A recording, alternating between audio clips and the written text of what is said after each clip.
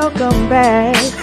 Hey, you are tuned in to the Seeds of Revolution Daughters of the Whirlwind podcast. The revolution is live. I am Aisha.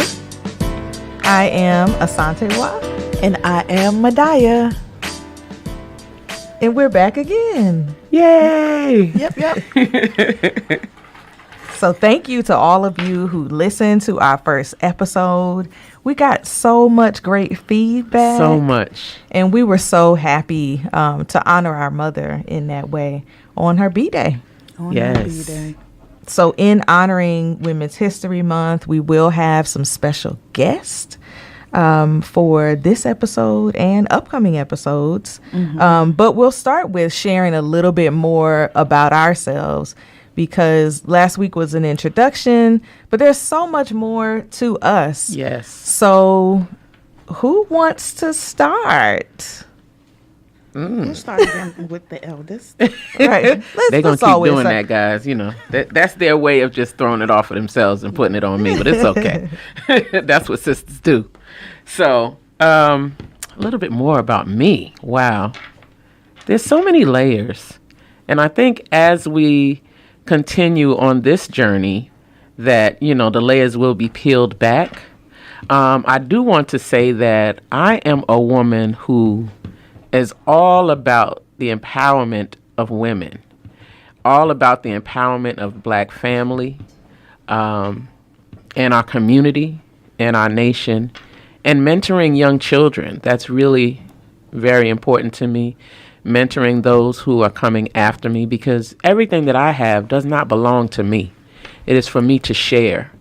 And that is my responsibility and my duty, and I do take that very seriously. And, you know, I appreciate having young minds around me and getting their perspective on things, because they think differently than I do. And, you know, I don't want to be pigeonholed, so I like to take what they give me, you know, their thoughts and the way they look at things, and we have conversations about it. So, you know, those are things that I feel that are important, especially in today's world, because it's so different than when we grew up. You know, I mean, there were always challenges, but now it's just so many challenges. They have so many things to deal with. Mm-hmm. And, you know, it's a lot. Mm-hmm. And so much content, like so much that they have to kind of overload. Right. Mm-hmm. They have to digest and make sense of. Yeah. They have social media. We didn't. Mm-hmm. Right. Mm-hmm. We had, remember what we had? We had Wheel of Fortune on a floppy disk. On the computer. Went to the computer. Right. Or Family Feud. Yes. We didn't have. Or outside. Yeah. Or children don't play outside anymore. Man, we had so much fun outside. Kickboxing, playing jacks. Remember jacks? Yes. That was Hopscotch. Mommy's favorite game. Marbles. Yes. Oh, yeah. Or just running up and down the street. Double Dutch. How many young girls, teenagers even, jump double Dutch? Or just jump rope, period. Hide and go seek. Yes. Yeah. Hide and seek. Dodgeball. Lights out. Yes. So, I mean, I'm so telling much. you. The hand games. Yes. Hands up on 85. Yes. Starting with names of revolutionaries. Did we ever do that? We probably No, we never did that. No, we never did that. But definitely cars and houses. Phones and all kinds of things. Like, and then we had the pagers, like code. Send the code. Call me from the payphone. I remember that. I remember a certain someone would take a folding chair Lord. and walk down the street to sit at the payphone when the phone was off at the house. More on that later. Yeah. But I'm trying to bring up somebody's stuff. That's the point of this, though, ain't it? That's what we're here for. Yes, that's what happens with your siblings. The theme of Women's History Month is celebrating women who tell our stories. Yeah. Yes. Absolutely. Yep. So we're going to tell the stories. We celebrate exactly. We're going to tell the different aspects and all of that. Absolutely. But I really appreciate what you said, Aisha, about this. I'm going to change the language a little bit, but you talked about this mutual relationship that you have, with younger people. Yes. And it not being you just kind of depositing into what folks would call like an empty vessel. Right. Because a lot of times people look at young people as just, like they don't know anything. Yeah. Right. So yes, we are here to teach them as elders, as older people in the community, as mentors and educators, but we were once them. We were once but we that have young. so much, right? We were once them, and we have so much to learn from them. Absolutely. And we knew that when we were them, we had a lot to say, Exactly. right? And we were doing a lot of things, and we had a lot to contribute. And so I think as adults, as mentors, as educators, as people who are working with young people, we always have to have that at the forefront. Definitely. Of just giving that It's not space. a thing of I'm better than you, I know more than you. Absolutely not. Yes, I have more wisdom, I've had more experiences, but that doesn't mean that I'm saying I am better. Right. And your experiences was for your time, because when I look at now, even being a mother of, it's weird, like two sets of children, having children I have adult children, then I have teenagers. Right. And even raising them has been different because the adult children didn't have the social media outlets as much as the teenage youngest, children I have now. So even then it was kind of, they had kick, like little things, and it wasn't as wide open. Now it's like You got TikTok, IG, Twitter, Facebook, Twitch, everything, and then so many not things. just I don't even know the they names of have all the games things that you go in and play, and you have to even be aware of that, because those games, you have adults coming in them games as children, doing whatever wicked stuff that they may be doing. So my youngest daughter, she doesn't get on them games as much as my son, my 12-year-old, that's his life. If I take his computer, it's like, what am I doing now? No, mommy, no. That's why you need to go outside. Exactly. But it's just like all the other children are where? On their computer. Right. So when he's outside, he's like, what am I going to do? Kick rocks? Yes. Exactly. Kick some rocks. And throw them too. Right. Do something. But it's like, and part of it, not to put it all on the children, us as adults have become complacent in allowing it, because then we don't have to do so much work either. It's like teaching them or distracting them or keeping them busy, so to speak. Exactly. While you stay busy. Because in what you're parenting doing. ain't easy. It's not. And, we need a break, but we got to understand our break cannot be to the detriment of our children. Right. Absolutely. And that's a lesson that some of us learn as we go through it. A lot of people are like, oh, do this with the children. Everybody's raising different. Exactly. So it's just a process, but I definitely, like what Asante was, that I appreciate you bringing that out, because it's so important that we acknowledge that, because that's having more conversations with each other overall, and that's generationally. Right. Like we were blessed to sit at the feet of our grandparents, aunts and uncles, cousins who were more like aunts and uncles with their experiences, and all of our cousins, different various age groups, and then our siblings, various age groups. So we always had that sense of community in that way, within our own family, and how we were brought up, things that we talked about, and nothing was off limits, and that's, back to our parents and giving, so much respect, to them and how they chose to raise us, and allowing us to be part of what some people might consider adult conversations. But when it affected the family, we were all a part of that. Right. It's a family conversation. Yes. Exactly. Yeah. So I appreciate that. And I guess just a little more about what I do. The last introduction, Princess Medaya, as administrator of my community, one of the things I do is I do a lot of the organization, the financial, just balances every day of fundraising, and just having constant meetings, reaching out to different people on different avenues to bring more funding into our community. I'm also a shepherdess, so I have sheep and I have goats. And honestly, that's something that when I first started, I was like, oh, I don't know if I could do it. But that is so refreshing to be able to, I can go outside, stand on my porch and call my sheep and then they reply. Shuva. Exactly. And Shuva, for those who don't know, Shuva is Hebrew for return. So they know, and then sometimes I don't even have food for them. But once they hear the door open, they probably think you're coming with something. It's the possibility. Yeah. Yes. And then when they hear Shuva, they come running. And and I've even shown my children how to call them and feed them. So it's not just something that I do, like, and then they be like, oh, we gotta go get the sheep. I'm like, yes, let's go do this together. Shuva. Because right, exactly. I'll be like, no, they're not coming with that. You gotta get excited. Make them want to come to you. Call them lovingly. Exactly. Then when they come, rub their head a little, but Shuva. Exactly. And then when I had my niece there, Free came.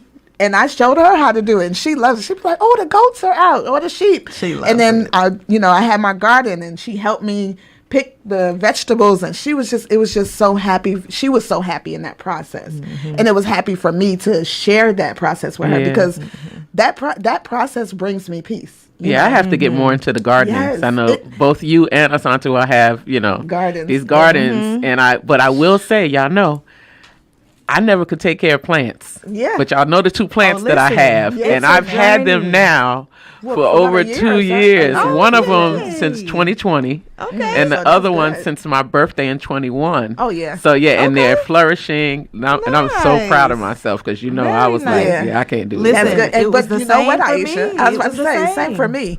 When they were like, you should garden, I'm like, man, first, I don't have time. Secondly, But it that's is so tedious. relaxing, But once too, I though, did it, when So you start oh it. my God. It's so And it takes it relaxing. back was to, the again, best. what Mommy told us. Exactly. Growing your own food, food. taking care of the plants. Yes. It Because just they're does life. something. And it does something It to your is spirit. life. You're Does. cultivating life. Life. It is. And that's what, once I saw the first bud of the seed grow, my Right. eyes were so big. It was just like, oh And my it gosh, makes you look wanna at the keep miracle. going. Yeah, Exactly. It you want to makes see you what wanna else do- you Yep. can And grow. it made me more appreciate the creation that the Creator allowed us to even help to cultivate. Right. Because He doesn't have to allow us to do anything. Yeah. But He's given us our own power to say, grow your food and feel the essence of how it grows. And then you get to eat what you grew. And Oh, it's a when you blessing. taste it, when you take, we grew our own collard greens for the first time. Yes. and it wasn't even a lot. Like we Yeah. did not harvest a lot, but just that But it was little enough. bit, Try it, the yeah. taste of it so Yes. fresh, so Yep. rich, And you knew it was makes something you say- did. Yeah. Right. It Yep. makes you say, I want to keep doing Keep this, doing and it. keep Yeah, doing it, and exactly. keep doing it with Yep. varieties of food, Yes. and yeah, And that's just, that like, it's so much more to the gardening thing. And of course, we'll have episodes to talk about that. Yeah. But just, more of, I'm also assistant principal at our private Hebrew school that we established on our land. And it's a beautiful process to even do that, to see our children get educated every day.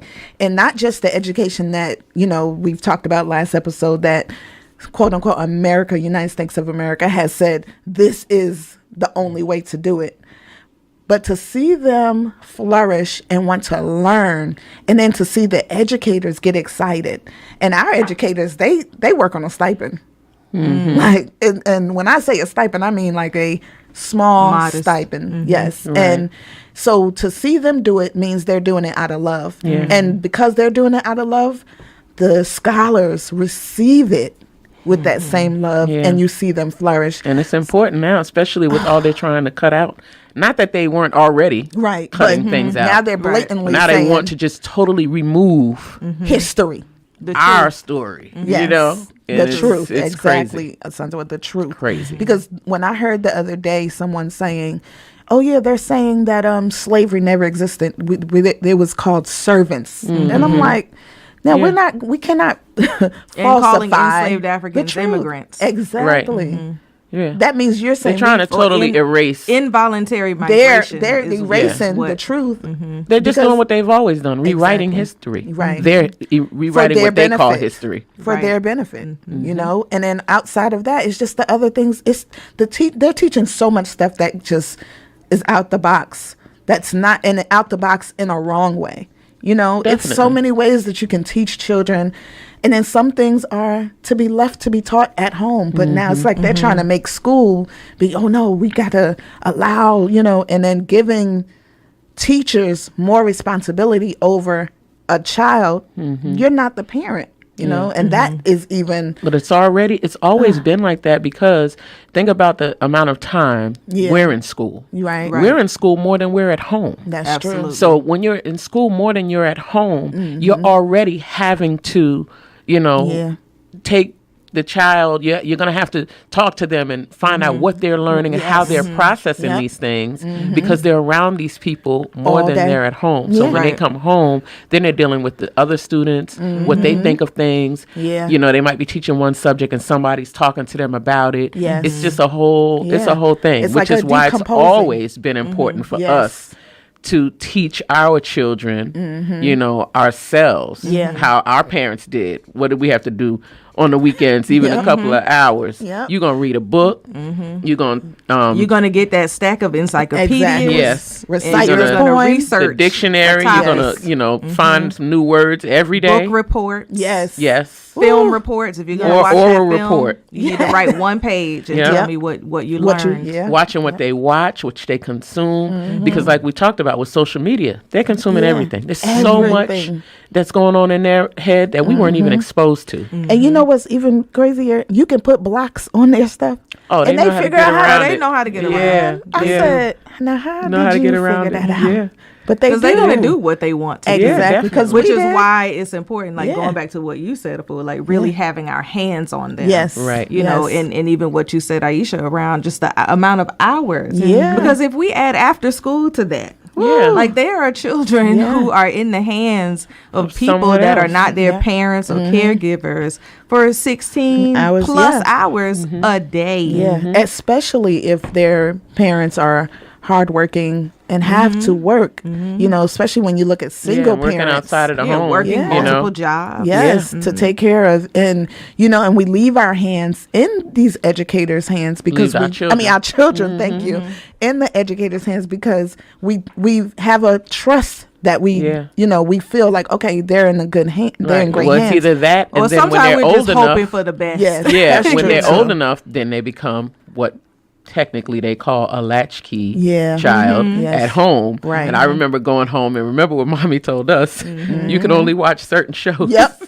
Oh yeah. And it is don't not turn when the TV you on. until after your homework. Educational. Your homework was done. The kitchen was clean. Your room, the bathroom. Like it was a list of things that had to be done prior to having that social time, and it was, like you said, very limited. Oh yeah. I mean, Fat Albert, Charlie Brown, Flintstones, and the Jackson 5 when that came on. Yes, and then when the Cosby, it was a Cosby Show, and Fresh Prince, and it was world. after everything was done, and if it wasn't done, you just wasn't watching it, because we didn't have DVR and all that. She would let us get up to watch Schoolhouse Rock. Yes. Yep. That's why I know all of the songs. Yes.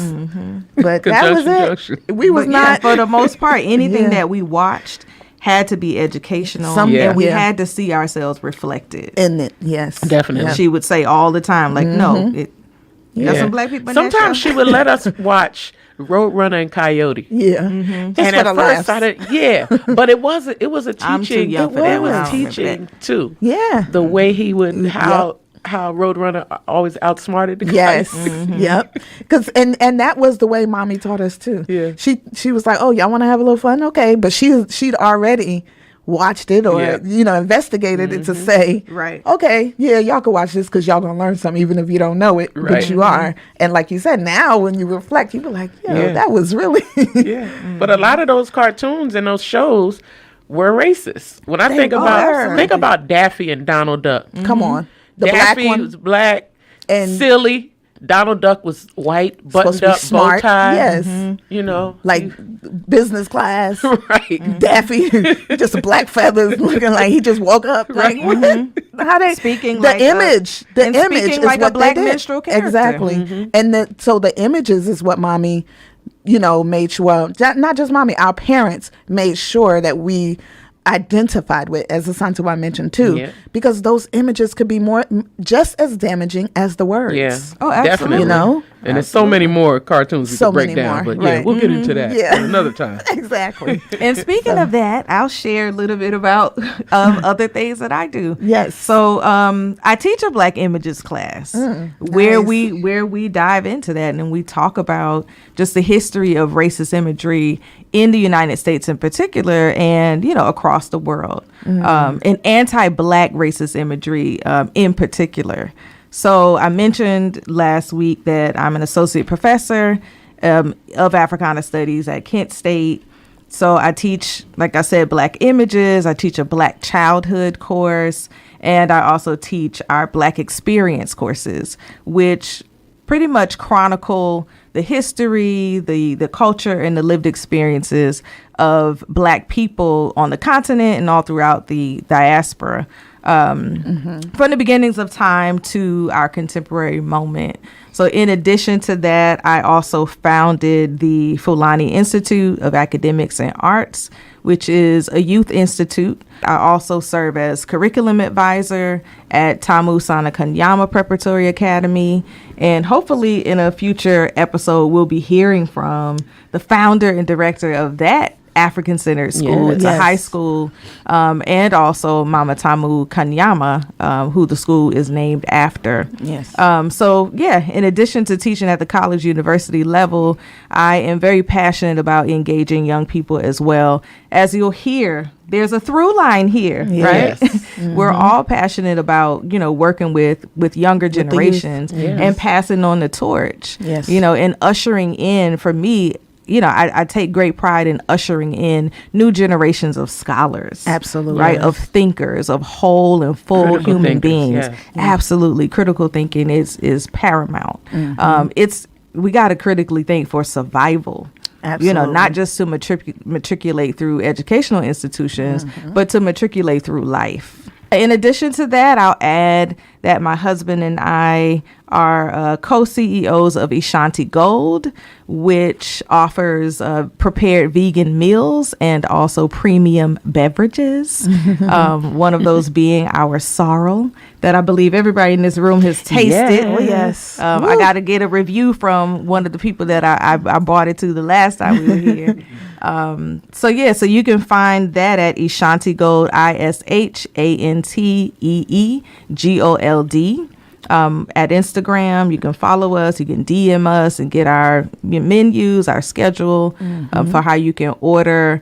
And then my personal IG is Acts of Liberation, ACTSOFLIBERATION, Acts of Liberation.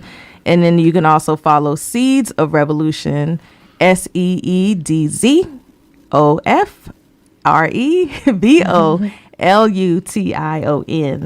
And so we'll post those two in the description. Absolutely. So Aisha, and you can find me, Aisha, at Aisha the Blessed on Instagram, AIYISHATHEBLESSED.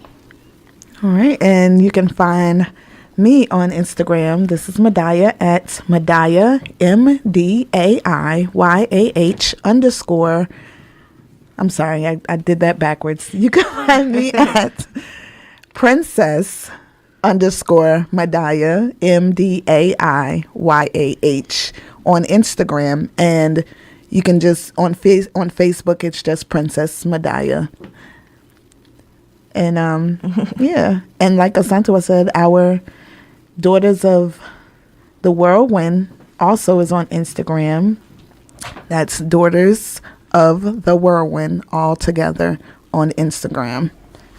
Yep. So follow us, give us some love, shout us out, tag us, all of the above. Ask questions. Yes. So we have a special guest today. So our guest today is Rukia Lumumba. And Rukia Lumumba has an extensive bio, so I'll condense it a bit. Okay. To kind of capture the essence of who she is and what she's doing out here in the world. So Rukia Lumumba is a transformative justice strategist and human rights activist. She was named New Activist by Essence Magazine and an emerging leader by the Congressional Black Caucus. She is the daughter of community justice icon, the late Mayor Chokwe Lumumba and Nubia Lumumba. Rukia continues the Lumumba family's rich history of advancing issues and initiatives that elevate the legal, economical, health, and educational rights of individuals, families, and communities. She is the executive director of the People's Advocacy Institute. She's the co-coordinator of the Electoral Justice Project and also campaign co-coordinator of the successful committee to elect her brother, Chokwe Antar Lumumba, for mayor of Jackson, Mississippi. She's worked in transformative justice for more than 18 years. And she has worked within and outside the system to foster justice for all, especially as it relates to criminal justice disparities for people of color. And so as you can hear, Rukia is carrying on these traditions, even some of what we talked about in our first episode. And so we are very excited to welcome Rukia Lumumba. Whoop, whoop. Yay. Whoop, whoop. Hey, sis. Join. I appreciate y'all. It's always good to be on with my sisters. Yes. So good. So good. We're so happy to have you on. How you doing today? I am holding strong. We are just constantly, like in a battle here in this deep red state we know as Mississippi. Yes. But our people are strong. We strong. We make each other stronger. The struggle continues. Yes. Yes. Absolutely. Well, okay, sis. This is Madaya here. We're going to go in and we have a few questions for you. So my question for you today is, what values did your mother instill in you to guide your path and as a woman and mother and activist? Such a great question. We were so blessed to come from just amazing, brilliant, thoughtful, visionary women, right? Like, Fulani Suni Ali, y'all's mom, who I love, is another mother to me. To my mother, Nubia Alake Lumumba, who really, honestly, y'all, she instilled with me a lot of things. But some of the things that stick with me the most is her deep commitment to community in a way that was regular, but deep, right? Like, when I say regular, meaning my mother didn't come into the movement having understood, the cause or the need for Black liberation. She came into the movement after meeting my father and realizing and always knowing that Black people deserve better, but not really understanding, like, what that looks like. Right. How much better can we have? Where could we go? And so her deep just roots in community. I mean, growing up in Southeast D.C., where they still had an outhouse at their house growing up, right? She was a real just community grassroots woman who was fly, right? Yes, she was. She enjoyed the beauty of life, right? Beautiful. She enjoyed looking good. Yes. She enjoyed having nice things. And so she kind of stood outside of this norm of what it meant to be in movement work. She didn't have the specific movement look. She didn't have the specific, she had a perm, for many years before, she realized the beauty of her natural hair, right? She instilled in me that it's okay to not distance ourselves from everyday Black folks from ourselves, right? Because we are everyday Black folks as well. Yes. And we have to embrace each other in all the ways that we exist. So she taught me that, but, she also taught me the value of loving community as a family, which I know we all live by in the New African Creed. Yes. But she really exemplified it in our daily life. She created a network around us to the point where when she passed early in her life, we didn't feel alone. Right. Because she had created so many other relationships with women and babas with mamas and babas that we felt like we were still taken care of. We still had love. We still had people looking out for us, whether it was our neighbors or her coworkers. You know, she was a flight attendant. You know, we still have flight attendants offering us buddy passes. Like, we're going to put y'all on our buddy pass list. You know, we were surrounded by love because she lived love and she loved community. So that's the biggest value I take from her. And then the last one I'll mention right now is the value of family, of creating space for children to be children, for love to exist in Black relationships, for us to see healthy, whole relationships. She was committed to that. Yes. And she demanded it.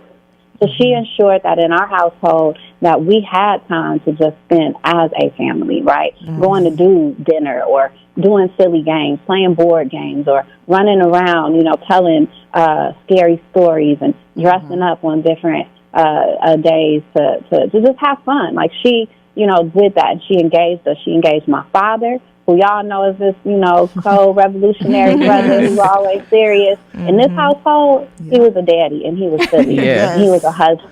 Right. And he, you know, we saw them hug and kiss and love upon each other all the time. And you know, that helped us learn what it meant to be in family and be committed to family. Yes. Thank you so much, Rukia, for that answer. And that was powerful because it also reflected, it made me remember how our parents family, were. You know, it's parents. Like, we all grew up together. You know, our households were different dynamics, but when what you just described exactly how, you know, our parents were. Like, they showed us that they loved each other. Yeah. And once we got in that house, we had family time, you know, just like you said, what the people see on the outside is the seriousness, but, you know, we get to see the human side of them in a different way. So that your reply and your description of Mama Nubia was beautiful, and we thank her for instilling those values in you and Antar, and we're just blessed. Yeah, and her always being that loving mother and auntie that she was, like, just always. I loved spending time with her anytime that I was around her. Yes. And it speaks to the power. Yeah, the power of women, right, and the power of the mama to transform.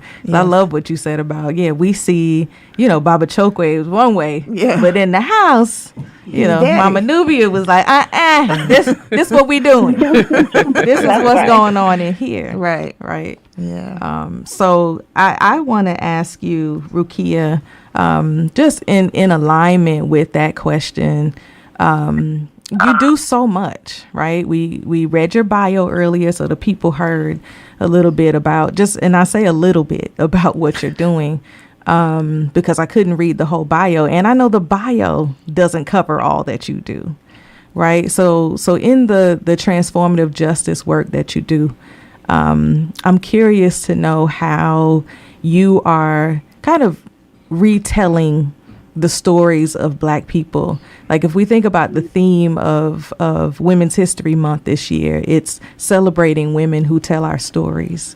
And so I'm interested in hearing how you are both telling our story through the work that you're doing and also retelling it, right? Because we know that there's some revisionist history happening. We know that Jim Crow is back on the table, or in some places it never left the table. Right.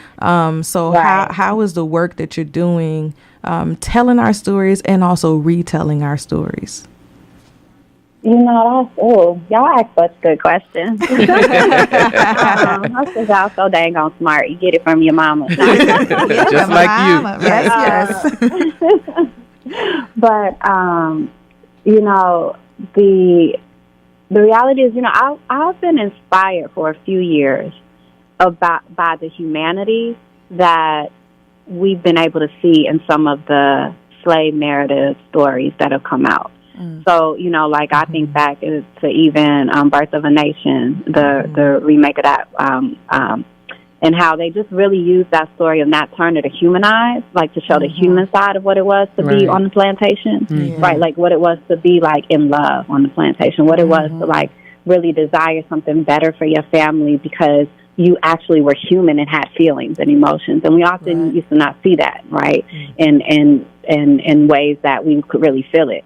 And a number of other, movies I feel like that really hold on to that and help us remember our humanity, and the complicated situation that we're in. And so, I mean, I kind of been inspired, by the ingenue Ellis's, the actresses of the world who are telling these stories through their art, and then just listening to her passion. She's a Mississippi girl, and telling her story through her passion of art, but then also when she's not in front of the screen, telling her stories outside of that too, stories about what's happening right now today.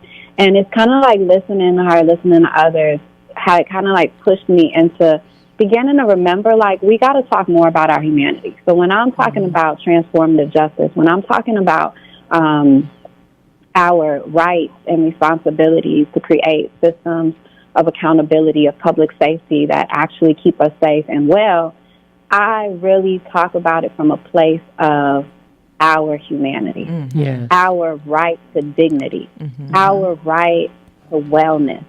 And helping us to remember that those are the things we care most about. Right. Is we care about what does it mean to take care of each other, to take care of ourselves, to be able to not live consumed with stress and tension because we can't pay our rent, because we can't do the basic things. Because we don't have a good diet, because there ain't no good grocery stores around. Really talking about the humanity of what it is to be a Black person in this world in a beautiful way too, right? Not just the struggles, but also what makes us beautiful and what we want to see more of. And so using more of a visionary approach, what are our solutions? We talking about the problems. Now, what are the solutions, though? And spending most of the time talking about the solutions.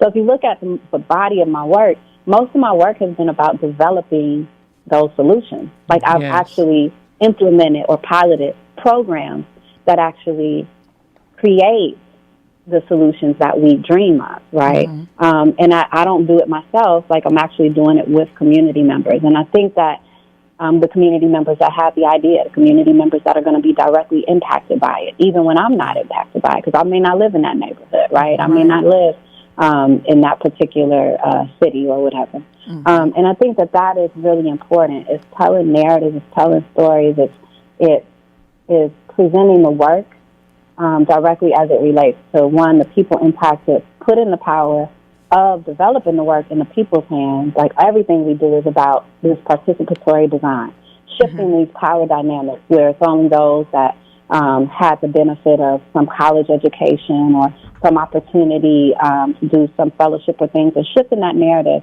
and saying that we all have the brain power and the desire.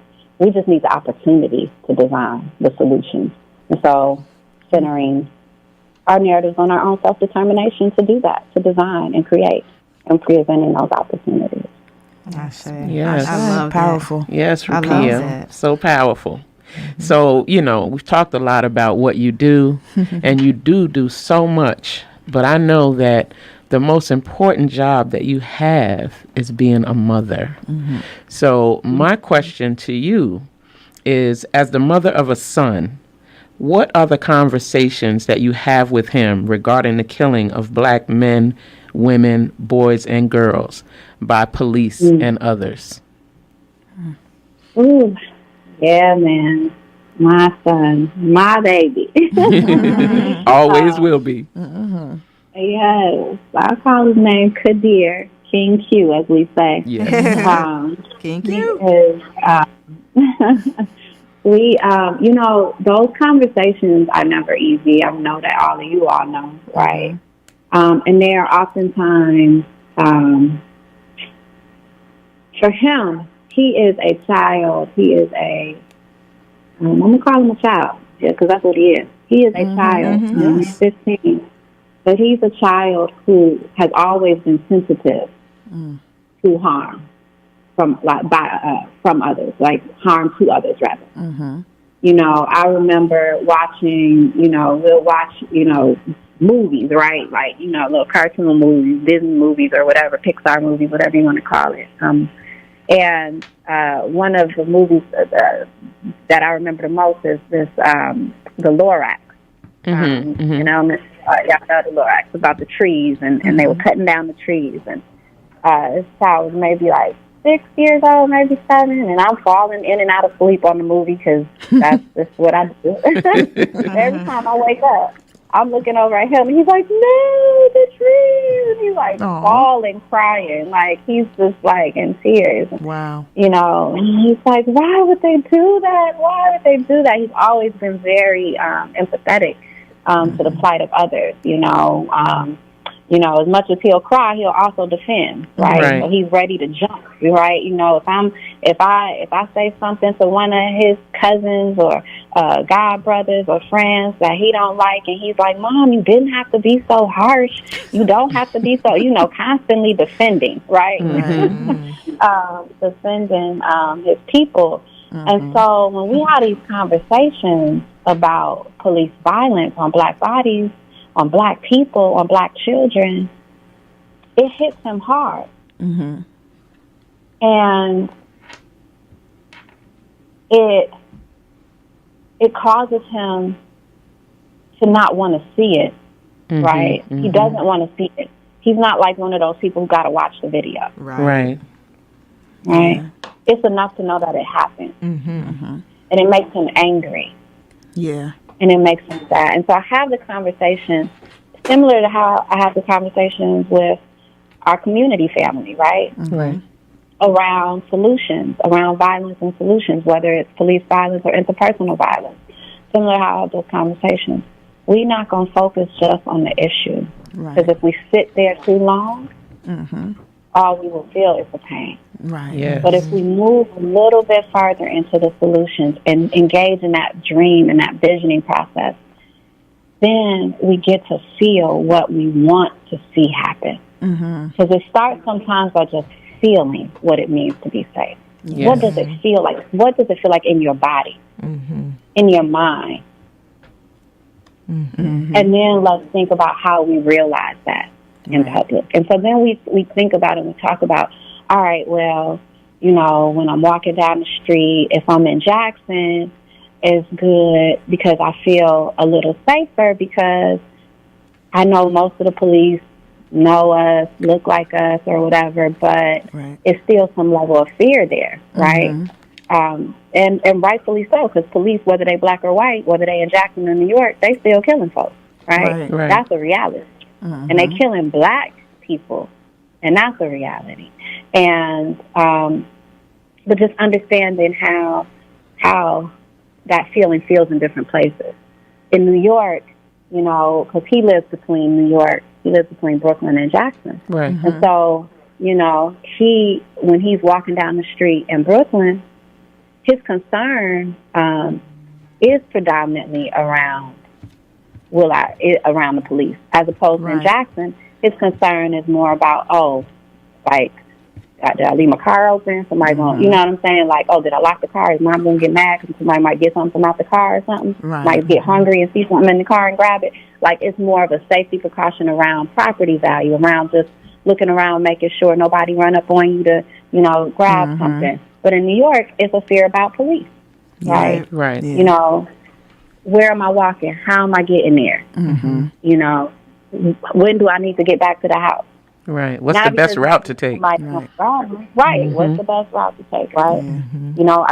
I don't forgot my, there was one time him and his friend, his godbrother rather, were jumping on the train to get to school. And his godbrother forgot his Metro card. And they had to make a tough decision at that moment. Do we jump the turnstile? Does his godbrother jump the turnstile? Or do they go back to the house to get the car to then be late for school? Like these ridiculous things that no child, when it shouldn't even be a crime for them to jump the Metro, the turnstile, because they get free passes anyway to go. Right. But kids in Rikers to this day for jumping turnstiles. You know what I'm saying? So, I know I was long-winded with it. That's okay. No, that's good. But that's powerful information. And it's necessary. Yeah. Like this idea of, first of all, Rukia, you calling us smart. First of all, I could talk to you we could talk to you all day. All day. And hopefully we'll have an opportunity to do that. We need to do a symposium or something of the sort. But I just want to quickly speak to this notion of human. It's so powerful because we often forget that we are human beings, because often we're either on one end of the spectrum or the other. So one end as in struggle. We're struggling so much we don't even feel. Right, we're not able to think clearly. We talked earlier about being overloaded by information, and definitely information and imagery of our demise, right, of violence being enacted upon us. And so on the other end is this idea that we're resilient and we can just continue to keep taking shit, you know, and that we're magical and all of these things, you know, and that's true, but we're also human. We're in between. We're somewhere in between those things. We need and a above space of those peace. things. Right. We need a space beyond those two very extremes, right, of existence. So thank you for bringing that up, Rukia. And I know that you have a lot going on. So we're going to end off with what we call the Power 5. And we're going to ask you 5 rapid fire questions. And so whatever comes first to your mind is what you can respond with. Yes. So the first question is, when I say revolution, you say? Now. When I say whirlwind, you say?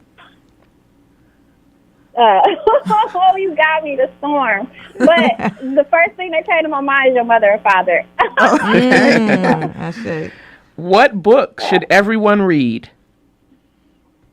Oh, man. Y'all are killing me right now because I got books in my head. First one. So many. I don't know. I can't. I feel like I'm under too quickly. Okay. I think folks should definitely read. I'm just gonna throw out my favorite right now because y'all are asking me this.